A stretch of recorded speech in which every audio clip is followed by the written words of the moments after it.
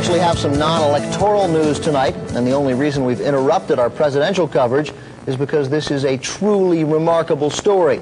You're about to meet a group of Florida parents whose teenage children were hooked on either drugs or alcohol. But the parents say the rehab center where they sent their kids is far worse than the addiction.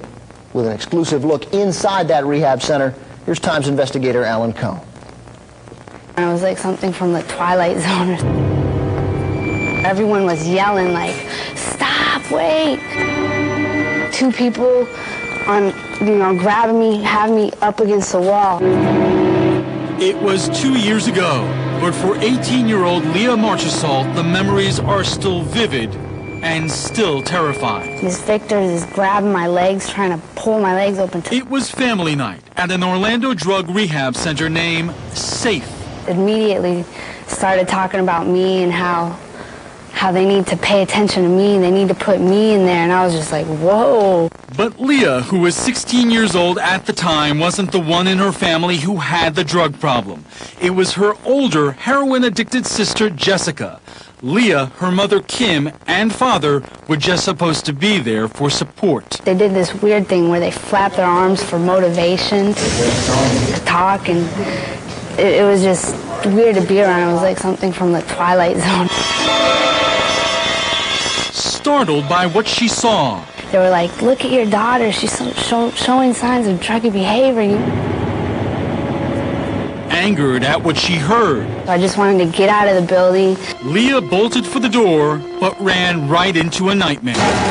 The next thing I know, they have me like this, with like two people grabbing me, having me up against the wall. When you saw Leah pinned against the wall, against her will, what were you thinking? It was wrong. It was very wrong. But Leah's mom would do nothing to stop what was happening. Why?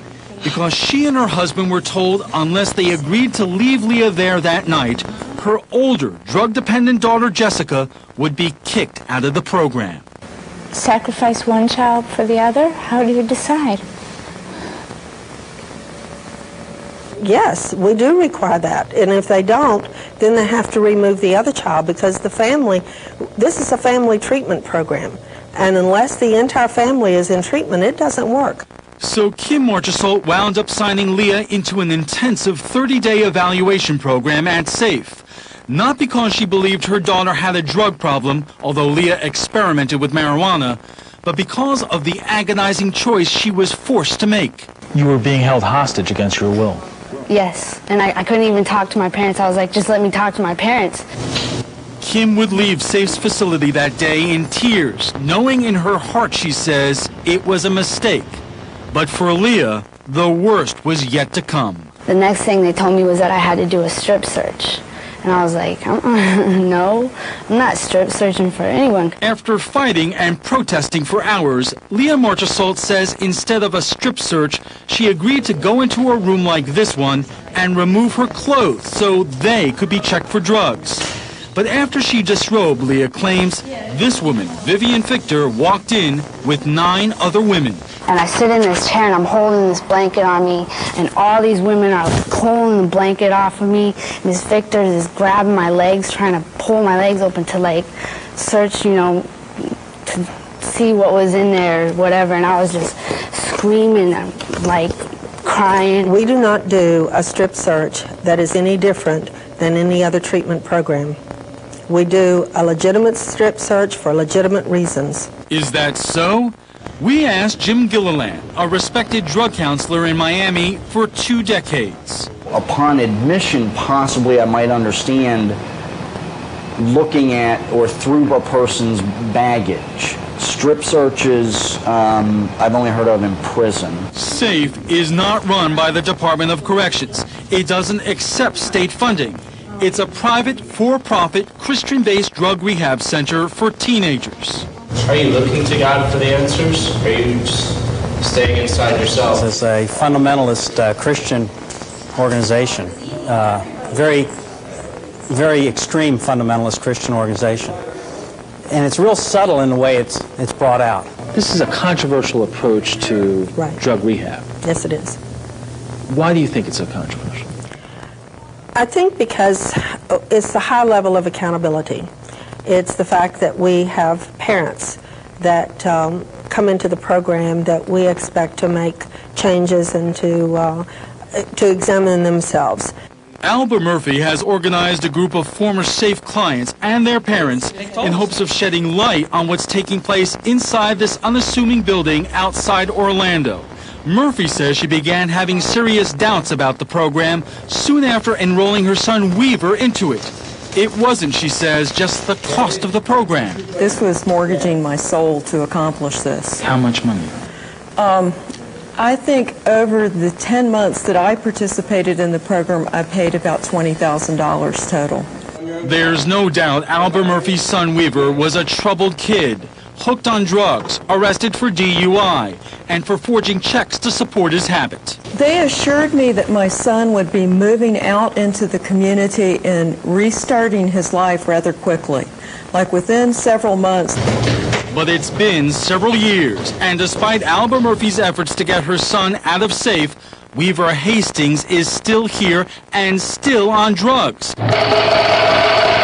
Not marijuana or cocaine, but an amphetamine named Adderall, which is often given to children with attention deficit disorder. My plan was to have my son meet with an exit counselor and to have him come to understand what had just happened to him and get him some therapy specifically aimed at people that were recovering from cultic experiences, high demand groups, whatever you want to call it. Our relationship has been so incredibly strained for the past 2 years that it's difficult for me to even remember who she is. At the end of her rope and in the last-ditch effort to get her son back, Albert Murphy took the extraordinary step of having her son arrested for violating his probation.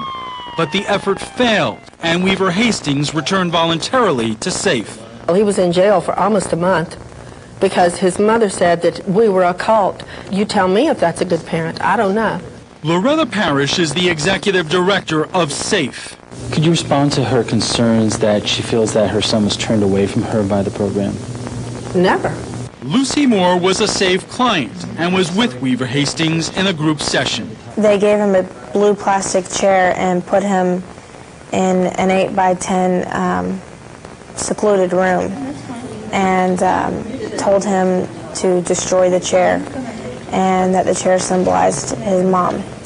I'd say everyone in the whole group heard him for a good 30 to 45 minutes slamming and demolishing this chair against the walls, screaming, yelling. He came out of the room and almost passed out from exhaustion. SAFE definitely did not turn me against my mother. I just currently find it to be too, I guess dangerous could be a word for it, or just possibly harmful to my recovery for me to communicate with my mom. They still have my child and they've destroyed my family in the process. My parents were just like, this is crazy, we're pulling Leah out. Leah Marchessault was never able to escape, but her older sister did.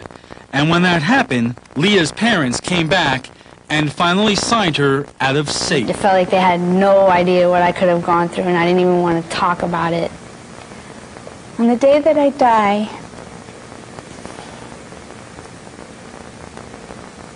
I'll regret